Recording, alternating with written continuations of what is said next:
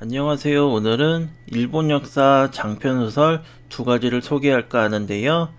오다 노부나가 7권과 도쿠가와 이에야스 32권에 대한 내용인데요. 이 책을 제가 대학생 때 읽었을 때 2달이 걸리는 장편 소설입니다. 이 책은 솔에서 출판을 하였고요. 저자는 아마오카 소아치입니다. 저는 역사 소설을 좋아하는데요. 우연히 대학생 때 도서관에서 접한 일본 역사 소설을 보고 재미있어서 계속 읽었습니다. 오다 노부나가 7권, 도쿠가와 이에야스 32권에서 총 39권을 읽었는데요. 대학생 때 여름방학 2개월 동안 참 오랫동안 읽었습니다. 다행히도 장편 소설의 연속성 때문에 저 말고는 빌리는 사람이 별로 없어서 매일매일 한 권씩 읽을 수 있었습니다. 전쟁 천재라고 불리는 오다 노부나가는 7권으로 구성되어 있는데요. 전국 통일의 기반을 마련한 오다 노부나가입니다. 삼국지 게임으로 유명한 코에이 회사에서 만든 게임 신장의 야망으로 저는 이 사람을 처음 접했습니다. 어떤 사람이기에 게임 제목으로 할 정도로 대단한 사람일까요? 삼국지도 유비의 야망이라고 하지 않잖아요. 그런데 오다 노부나가는 일찍 죽습니다. 부하의 배신으로 일찍 죽는데도 이름을 게임에 붙였다는 것은 그만큼 유명한 것이겠죠?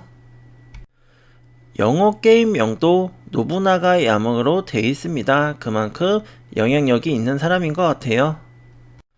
최신 게임 버전인 신장의 야망 대지인데요. 당당히 메인에 본인의 얼굴을 나타내고 있습니다. 한치의 땅을 놓고 다투던 16세기 일본에서 낡은 중세적 권위와 사회통념, 가치관을 질풍같이 파괴하고 천하포무의 기상으로 일본 근세의 기반을 마련한 혁신적인 지도자 오다 노부나가의 일생을 빠른 장면 전환과 단문 위주의 간결한 문체로 박진감 넘치게 다룬 장편 소설입니다. 잔인하기로 유명한 오와리의 영주 오다 노부히데의 아들 오다 노부나가는 아버지를 두려워하지 않고 한심하고 못된 행동만 일삼아 천하의 멍청이로 불렸는데요.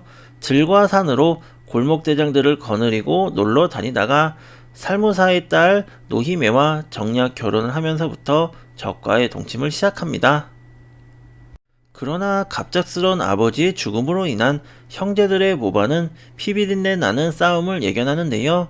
죽고 죽이는 센코쿠 시대에 목숨을 건 싸움을 앞두고 부채춤을 추며 노래하는 시대의 풍우나 바보를 가장한 천재의 기이하고 현란한 삶이 거대한 회오리 바람처럼 펼쳐집니다. 이 내용은 책 속의 내용을 참고하였습니다.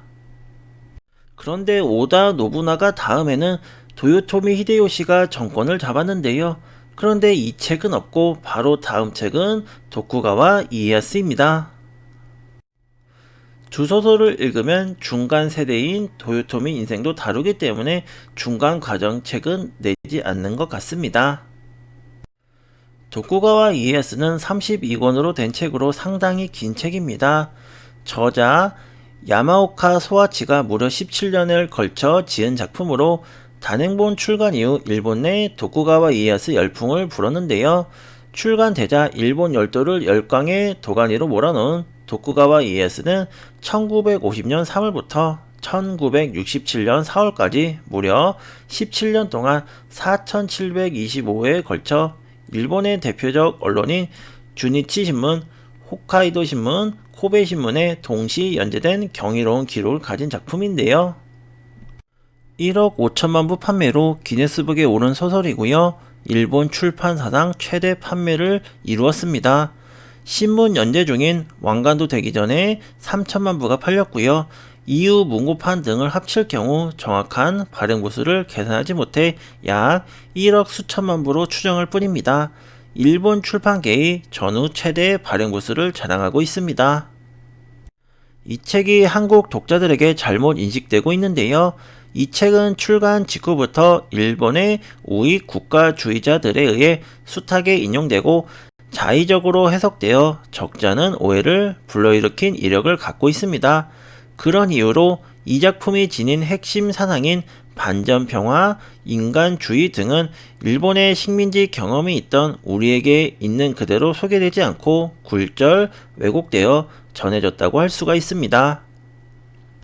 그럼에도 국내에 만연해 있는 이런 그릇된 평가에 맞서 이 책 자체가 지닌 특징 때문에 출간을 하였는데요.